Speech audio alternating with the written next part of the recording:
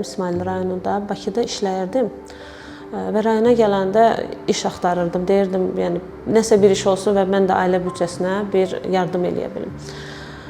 Ailə büdcəsi uyğun gəlmədiyinə görə bir xanımla, qohum xanım idi. Dedi, məşğulluğa müraciət elə, məşğulluq sənə verəcək avadanlığı. Yaxınlaşdım İsmayıl rayonu məşğulluq idarəsinə.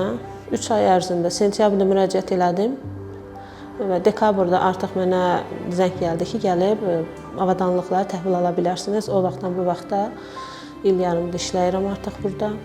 Bir ustanın işləməsi üçün müəyyən bir baza olmalıdır. Bu baza olduqdan sonra onun üçün avadanlıqlar lazımdır. Avadanlıqların da ailə büdcəsinə uyğun olmayan ailələr var, olan ailələr var. Olmayan ailələrdə artıq həvəs ölür bu peşəyə və bunun üçün 5-6 min civarında məbləğ lazımdır ki, bu avadanlıqları salon üçün, gözəllik salonu üçün alıb və həmin usta bu işi davam eləsin. 5 iri avadanlıq verildi. Dırnaq masası verildi, saç masası verildi, saç yumaq üçün avadanlıq verildi, kondisioner və istilik cihazı verildi.